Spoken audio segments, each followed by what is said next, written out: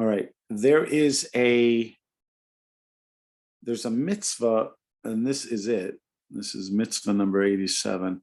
This mitzvah is, it's sort of funny mitzvah in certain ways, as we will see. That is that he commanded us that the substitute of a consecrated item be consecrated.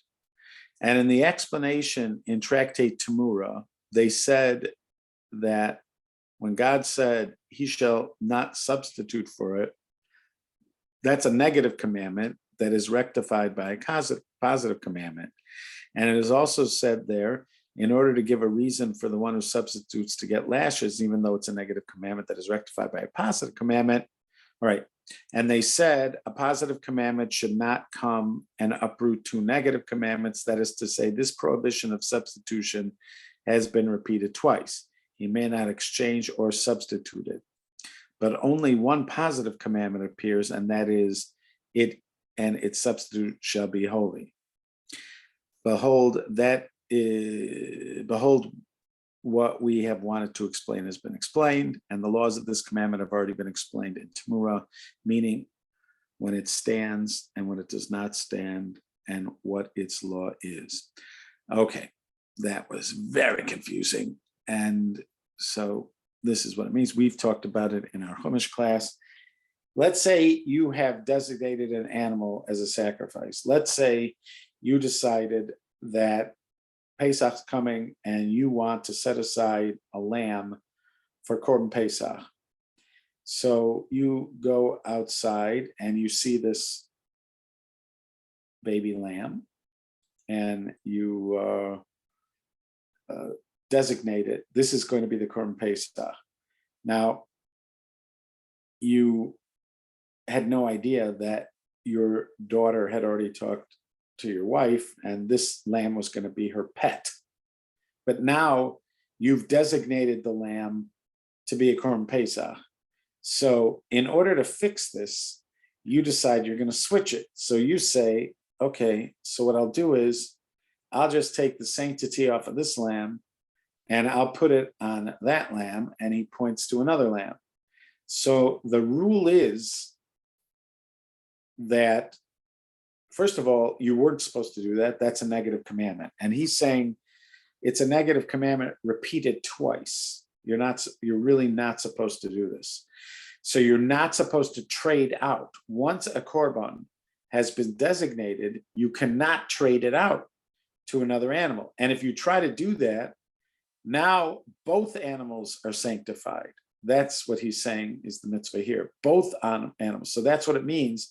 That is that he commanded us that the substitute of a consecrated item be consecrated.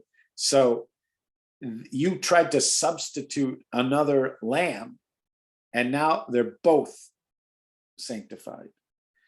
That's the situation, as best I can assume, would have happened. This is being done. Here's the problem. In order for a guy to get lashes, and they say there's malchus for this, there's lashes. So in order for somebody to get lashes, that means they had to be warned. Now, what are they going to say to this guy in the warning? He's saying, I'm going to switch this for this other lamb. You end up having to have some people standing there, and they have to say to him before he does it, hey, you cannot do this. It's prohibited by the Torah for you to substitute one lamb for the other. And he's going to say, I'm doing it anyways. And then he has to go ahead and do it. That's how he's going to get lashes. Why wouldn't these people tell him, by the way, if you try to do it, it's not even going to work. Let's say he's overwhelmed by his desire to please his daughter, and he's going to fly in the face of what the Torah says, and he looks those two witnesses in the eye, and he says, I don't care what you say. My daughter matters to me more, and I'm going to switch these so that she can have her pet. She can't have her pet anyways. Why is he doing this? Especially if he's warned. Why would somebody do this? It doesn't work. So why would he do this? So that's the sort of mystery to me. It would have to be that they warned him that he's not allowed to do it, but they didn't tell him that fact, that if he does it, it doesn't even work, in the sense that it doesn't remove the sanctity from the first animal. So if his motivation is to get out of having to give the first animal as an offering, he doesn't get that. So why is he doing it in a way that could lead to lashes? So that has always been my question. I don't know. Hopefully the next time through that tractate tomorrow, it'll become more clear. Okay. Mitzvah 88. That is, that he commanded the priest to eat the remainders of the grain offerings. So if somebody brings a mincha offering, we call it a grain offering, because, and it's most likely almost all mincha offerings are wheat, and they are either flour. The offering itself is flour, fine flour, or it's flour and would have been flour mixed with oil, or it's already been baked or cooked, or possibly even boiled, depending. So it could be something like bagels, it could be something like pancakes. By the time you eat, once you eat it, I'm fairly certain they're allowed to make it into something else that they would like also. So the rule is that the Kohanim eat what is called the shirayim. That's how he's characterizing it here. Shetziva hakohanim lechol shiore menachos. So they are eating what are called the shirayim of the mincha. They are meant to whatever is not burned on the altar is eaten by them. So what happens is the Kohen takes a handful. It's called a kamitza, sort of like a handful. It's really like 3 fingers full pressed against his palm, and he casts that onto the flames of the altar. The rest is going to be eaten by the Kohanim. There is a suggestion by in this imagery that the Kohanim themselves function as a kind of altar. So you have some of this being eaten on the official copper altar that is on in the courtyard, and then the rest of it would be eaten on the altars that are the Kohanim. And that is maybe exalted as saying, what is left of it shall be eaten by Aaron and his sons, it shall be eaten as matzah. Again, matzah doesn't necessarily mean the wafer crackers that we eat, that we call matzah. Matzah just means it isn't chametz. So that means it can't be given a chance to rise. But pancakes are technically not chametz. You could make in the Beis Hamikdash, they could make pancakes, and those pancakes are technically not chametz. Bagels are not necessarily chametz if they're made without letting the dough rise, they would not be chametz. The language of the Sifra, it shall be eaten as a commandment, similar to this, her levirate husband shall come to her. So they're just showing us that this is a mitzvah. Tochal. Even it says tochal matzot. It could sound like just the use of the future tense. He will eat it, for instance. He will eat it. or it shall be eaten. Tochal could mean he will eat it, but here it means it should be eaten. In other words, it's a mitzvah. It's the future is a kind of command, similar, and that's what you see with the levirate marriage. This means to say that eating the remainders of the grain offering is like the sexual intercourse of the levirate husband. In other words, it's a mitzvah, which is a positive commandment and not just a permitted matter. Why does this matter? It matters because he's telling us it's listed as one of the 613. We have to understand what language in the Torah suggests that it is in fact a mitzvah that you should do and not just something that can be done. So he's saying that word tochal, I mean, he's not the origin of it. It's a midrash that's saying it, but they're explaining that word, although not always in this case, means it's a mitzvah. The laws of this commandment have already been explained in Tractate Menachos. The language of the Torah about this commandment is specific to males, and that is may be exalted, saying every male among the children of Aaron may eat it. Now this is a practically, anyways, because they're working in the Beit HaMikdash. It was only the male Kohanim that worked in the Beit HaMikdash. They would be the ones that are available there to eat what is left over. It has to be eaten in the courtyard of the Beit HaMikdash, and it would be eaten by those people who are serving in the courtyard, and that would be the men of the Kohanim over there. Okay.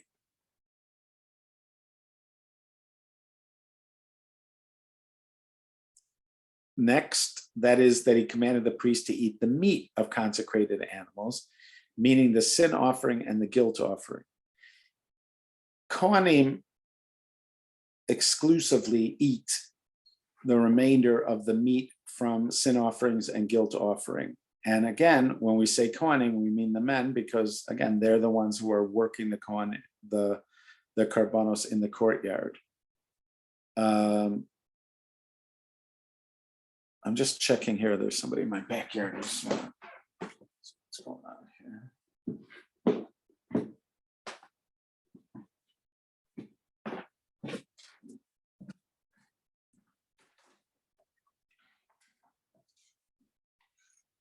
Hey, Wilbert. Hey, good. How are you? Okay. Excellent. Good to see you.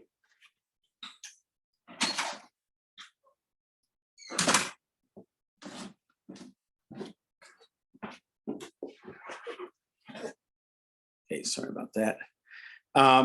Yeah, so they eat that meat. Again, I'm suggesting similar to the grain offerings, they function as a kind of human altar, as we do when we eat the peace offerings, for instance, or the Korban Pesach.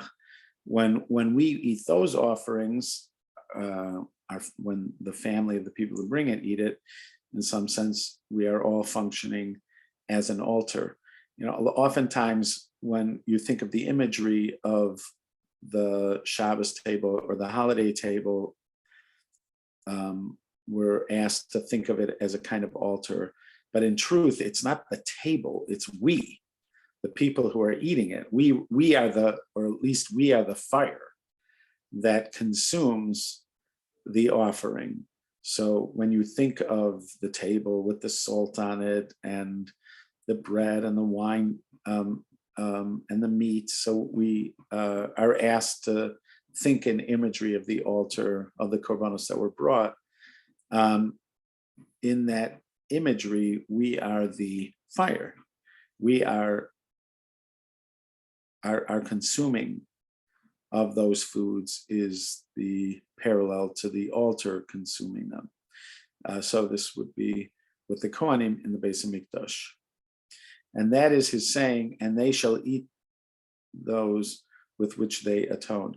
And by the way, in that question, the question is asked in the Gemara, the Kohanim, who are they representing? If we think of the Kohanim as agents that enable the interaction between God and the Jewish people, whose agents are they? Who are they representing? Are they representing the Jewish people to God, or are they representing God to the Jewish people? So in this aspect, it seems like they are representing, in some sense, God, in that I don't know. They, by eating this, they are a kind of the altar of consumption. I don't know. Maybe you could still say that's a middle ground. It's not God or the Jewish people. It's the altar. What is the altar? I guess if you ask that question about the Kohanim, you could ask it about the altar as well. Is the altar an extension of God, or is the altar an extension of the Jewish people? It does have special sanctity. Does the fact that it has special sanctity indicate that it is God's? Yes, so I'm going to say that often the imagery of the Beit HaMikdash and the Mishkan is that it is God's house, that the Kohanim are the service class, but they're working in God's house. So whose plates, whose copper pots, whose spoons are those? They are, in fact, the property of God. That's why they would have that special sanctity. They are God's copper pots. They're using God's copper pots to serve him in this imagery. So if that's the case, then the altar would be understood to be God's, and its specially sanctified condition would suggest that. So in that way, you could say that the Kohanim are vessels of God, just like the altar is a vessel of God and the copper pot is a vessel of God. So to the Kohanim are vessels of God, and that they would be functioning as vessels of God here. Rabbi Soloveitchik from Boston and New York, a blessed memory, Rabbi Yosef Dov Soloveitchik, suggested that the reason that we don't remove our shoes in our own synagogues, where in the Beit HaMikdash you had to remove your shoes. You could not wear shoes. The Kohanim could not wear shoes or socks in the Beit HaMikdash. They had to walk barefoot. So he suggested that that's because they were in God's house. In God's house, you have to walk barefoot. Our synagogues are more God visiting our house. So it's still an encounter with God, but it's an encounter with God with a slightly changed context. And that's why we wear shoes in our shuls and we didn't in the Beit HaMikdash, unless of course you're in India where they ask you to take your shoes off before you go into the shul. Okie dokie. So it says again, that is that he commanded the priests to eat the meat of consecrated animals, meaning the sin offering, the guilt offerings, which are the most consecrated of the consecrated, Kodesh HaKadoshim, or Kodesh HaKadoshim. And that is his saying, and they shall eat those with which they atoned. And the language of the Sifra is from, where do we know that the eating of offerings is an atonement? It actually affects kapara. It affects atonement. Hence, we learn to say that is he given to you to forgive the sin of the congregation. How is this? Priests eat and the owners are atoned for. You see, that's like they're an offering. They're an altar. That is, the priests eat and the owners are atoned for. And from the stipulation of this commandment, that is the eating, that is the commandment, is however that it is for the day and the night. All right, so so you cannot get more explicit. The Kohanim are functioning here as a kind of vehicle for atonement. They are the altar. And from the stipulation of this commandment, and that is the eating, that is a commandment, is however that it be for the day and the night until midnight. And afterwards, the eating of the sin offering or guilt offering is forbidden. Now, so that's the rule. So if a sin offering is brought, let's say that most offerings are brought, all the offerings are brought before the morning tamid and the afternoon tamid. The afternoon tamid is usually brought pretty early. It's not brought at the end of the day. It's usually brought pretty early, like halachically, like 1:30 of the day. It's already brought somewhere around there. So somewhere between first light and that time, all the offerings are being brought. So let's assume that the offering is brought, let's say by 1:30 and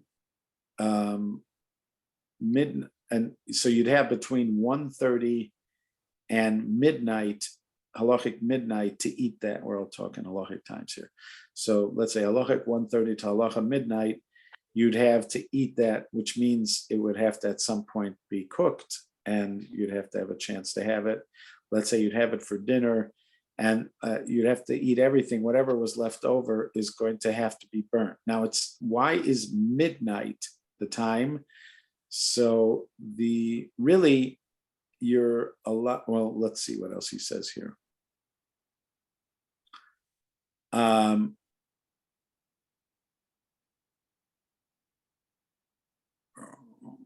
The commandment, and afterwards the eating of the sin offering of the guilt is forbidden. Indeed, the commandment of eating it is for a limited time, and women are not obligated, since women do not eat the most consecrated of the consecration, about which this verse appears. However, the other consecrated foods, meaning the less consecrated of the consecrated, are eaten for 2 days and a night. So that's like peace offerings, Thanksgiving offerings, Passover offering, not the Passover, peace offerings and Thanksgiving offerings. There you get 2 days and a night. So if it was brought, let's say at 1:30, you would be able to eat it that day for dinner. You could have it the next day for lunch, but by next evening, it's no longer going to be good. Except for the Thanksgiving. Yeah, go ahead. Go ahead, David. Do these things have to be eaten? What if the Kohanim say, we're not hungry or we don't like this beef? Does it have to be eaten? So if it's not eaten, it's supposed to be burnt. Fine. There seems to be, I know with there's a distinction when it comes to mitzvos, whether the mitzvah is about the action or the mitzvah is about the result. So, for instance, we recently were having this conversation in our shul. Rabbi Fox was teaching about Shabbos candles. So, at one point, he was describing there are two potential mitzvahs with Shabbos candles. One is the mitzvah of kavod Shabbos, which is honoring Shabbos, and the other one is the mitzvah of oneg Shabbos, which is getting pleasure from Shabbos. And just the way he was characterizing it, I was suggesting to him, it sounded like this distinction that kavod Shabbos is an action that you take to show honor to Shabbos, and oneg Shabbos is a kind of resulting benefit that you get. So to some degree, you could say kavod Shabbos is lighting the candles. Oneg Shabbos is getting the benefit from the candles. The problem is the Rambam's language gets in the way a little bit of that, of a neat kind of interpretation like that. But there's the sister of the Pnei Yoshua. I think it was the sister of the Pnei Yoshua.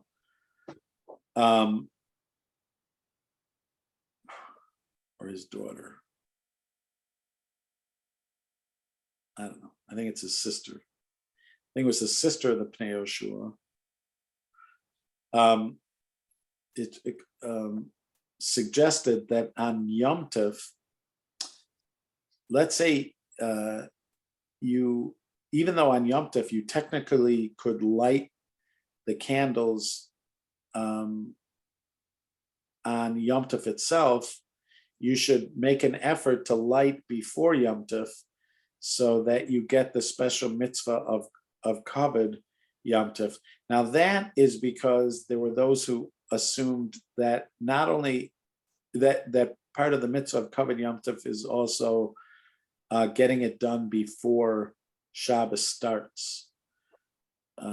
Anyways, we'll ignore that. I'm leaving that out, even though I thought it applied. Now I'm realizing it's just confusing. But let's go back to that thing about the action and the effect. So he spent a while talking about this. There's a Tosas about this, about Yom Tov candles and this notion of action or just are you interested in effect. The reason I bring it up is because there are those who suggest this. I don't remember who it is, but it's one of the Achronim. Might have even been Reb Chaim Soloveitchik. I don't know. But somebody suggests that when it comes to the showbreads, to the lechem apanim, so they originally it says that all the Kohanim would try to get a kazayis of it. They would try to eat a kazayis of it. But at some point, there stopped being blessing in that bread, and then you had Kohanim that no longer made the effort to have a kazayis of it. So whoever it was of those commentaries suggested that the only way that if there was a mitzvah for them to eat it, then they should be trying to eat it no matter what, whether they felt there was bracha in it or not. There's a mitzvah to eat it. If there's not a mitzvah to eat it, but just a mitzvah to make sure that it was eaten, and that is possible with the language of the showbreads, apparently that is possible to interpret it that way. That is a mitzvah to make sure it was eaten, but you don't necessarily have a special mitzvah to eat it. So I bring all this up to suggest that this could still be something that needs to be looked into. When it comes to the korbanos, is it, here you see it's a mitzvah to eat. It does say there's a mitzvah to eat. It says there's a mitzvah to eat it. Now, does he mean there's a mitzvah to eat it, or there's a mitzvah to make sure it was eaten? Because if there's a mitzvah to eat it, then I guess they just have to make sure that they're not too full and that they can eat from these, if there's a mitzvah for each person to eat it.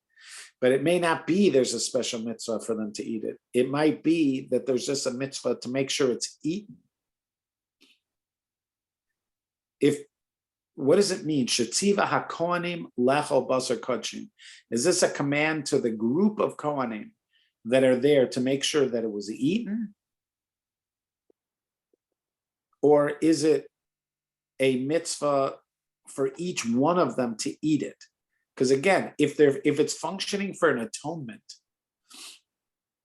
then you could say that as long as some kohanim are eating it, it functioned as atonement. Or is it just a mitzvah to make sure it's eaten? Also, if we say it's a mitzvah to make sure it's eaten, does that mean it's a mitzvah to make sure that every bit of it is eaten? Or would it just be a mitzvah to make sure that some of it is eaten?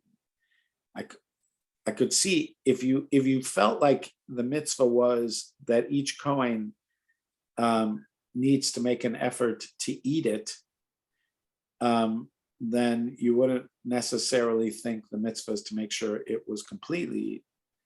But if it was obviously to make sure that it was eaten, then you could hear people saying it needs to be completely eaten. So those it would seem prima facie that since they say that the leftovers, and it gives instructions for the leftovers, obviously they were expecting that there could be leftovers. Right, but what's the goal for yes, I agree. The thing is though, what is your goal? Right. Say for Korban Pesach, they want you to, so it could be that the goal is to eat it, but what are you going to do if you don't fulfill the goal? I do agree. It leans more towards the fact that they're not held responsible if the whole thing wasn't.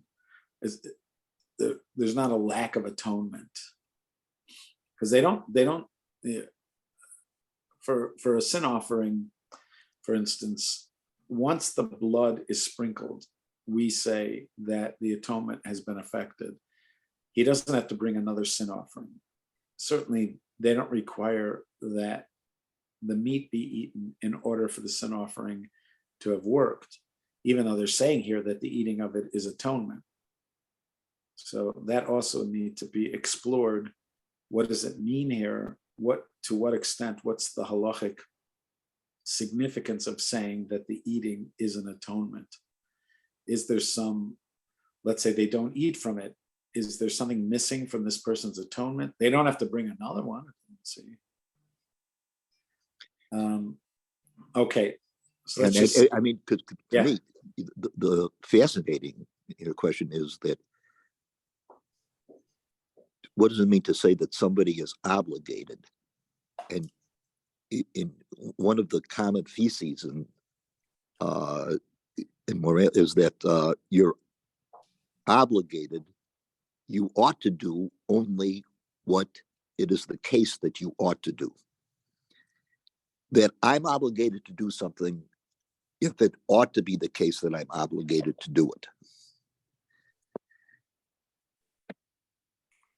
Again, if you could have two responsibilities. You could take the personal reading and make it into an impersonal reading plus agency. Like also when it says the Kohanim, what does that mean? Does it mean the corporation of Kohanim? Does it mean each individual Kohanim as a group, or does it mean each individual Kohen? So because it says the Kohanim are supposed to eat it. What does that mean? Does it mean, I know this is discussed, this is definitely discussed, because it was discussed about the Lechem Aponim, so I know this is discussed somewhere, I just don't know what it is. But these, like you're saying, this is the question. Am I supposed to eat it? Am I supposed to make sure it's eaten? How much has to be eaten? What happens if it isn't eaten, as far as the atonement? But also he's saying it's a mitzvah, as he distinguished before. This is not just permission. This is a mitzvah, which means something's supposed to be done. And also the way they talk about it being atonement. And the language of the Sifra is, from where do we know that the eating of this offering is atonement? Hence we learn to say, and it has he given to you to forgive the sin of the congregation. How is this? Priests eat and the owners are atoned for. And from the stipulation of this command, and that is the eating of the commandment is, however, that it be the day until midnight, and afterwards the eating of the sin offering or guilt offering is forbidden. Indeed, the commandment of eating is for a limited time. Women are not obligated, and since women do not eat, most of the consecrated and of the consecrated about which this verse appears. However, the other consecrated foods, meaning the less consecrated of the consecrated, are eaten for 2 days and a night, except for the Thanksgiving offering. So I was wrong about the Toda. The Toda is not. The Toda is only eaten for the night, and the ram of the Nazarite, which are for 1 day, and the night until midnight, even though they are of the less consecrated of the consecrated. Women also eat from the less consecrated. The consecrated is also an extension of the commandment. Likewise, is the eating of the priestly tithe an extension of the commandment. So all of these are,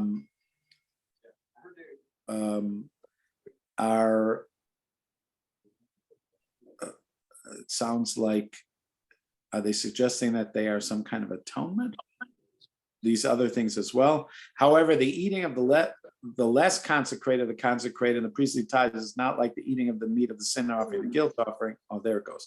For the atonement of the penitent is completed with the eating of this meat from the sin offering and the guilt offering, as we Excuse me. explained.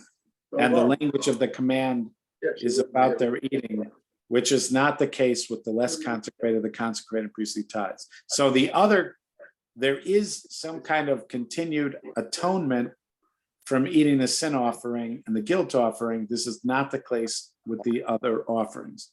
And therefore, it is only an extension of the commandment, but one who eats them does a commandment. So therefore,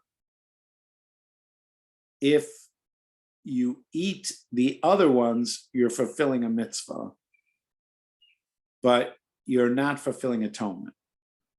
And the language of the Sifri is, I gave you your priesthood as a service of gift, to make the eating of consecrated items in the outer limits like the temple service in the temple. Just like the service of the temple, he washes his hands and then eats, so does he washes his hands and then eat the consecrated items outside the temple. Again, how are you eating consecrated items outside the temple? Those would not be the sin offering, the guilt offering. Those can only be eaten in the temple, but peace offerings, thanksgiving offerings, the tithe, the animal tithes, the Pesach offering, these are all eaten outside the temple limits, and yet they have to be eaten in the manner that you would eat them in the temple, in the Beit HaMikdash. The laws of this commandment have already been explained in Zvachim.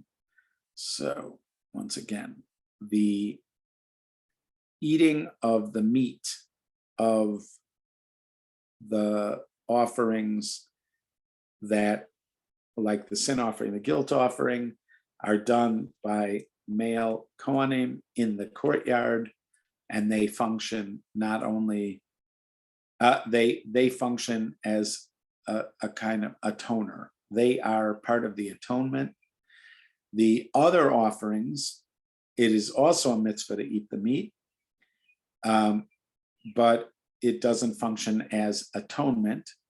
When you do eat that meat, you are supposed to eat it with consecrated hands. You're supposed to wash your hands like you would do for a korban in the Beit HaMikdash. Also, some of them are only eaten until the first midnight. Some of them can be eaten until the next night, depending on their particular status, as whether they're Holy of Holies or if they are less so. And even amongst the lesser so, there's some of them that have to be eaten in one day. Okay, I look forward to continuing this discussion tomorrow. Wait, can I just take 1 second of your time? Yeah. To go, because go back to the king and the, and his kid and his goat. What happens if he was warned and everything, and he goes out and he does it, and they say it doesn't really take it's still a consecrated animal. You say, yeah, it's great, it's a consecrated animal. I'm not giving it to the temple. Does he get more lashes? Yeah. Well, let's say if he's not going to bring it, does he get lashes? No, he's not going to get lashes for that. Not biblically. You might get rabbinic. You can't get biblical lashes for not doing something. So what's he risking? He's saying it's worth it to me to get the lashes in order to. No, because his girl is playing with a korban. He doesn't. Maybe he didn't kill it, but his girl can't play with a korban. It's a consecrated animal. It's not a. Yeah, she's playing with it, huh? It's not a toy. You're not allowed to use a consecrated animal for yourself. But supposing he doesn't, what's the punishment? In other words, supposing he doesn't. All right. So, or let's say it's a korban pesach. Well, so if it's a korban pesach and he doesn't bring it, he set it aside to be a korban pesach, but now he doesn't bring it as a korban pesach. He's not going to get lashes. He doesn't get lashes, but he is transgressed. There's a prohibition. Once you designate something as a korban, you have to bring it. If it's called bal ta'acher, so you would be transgressing a negative commandment.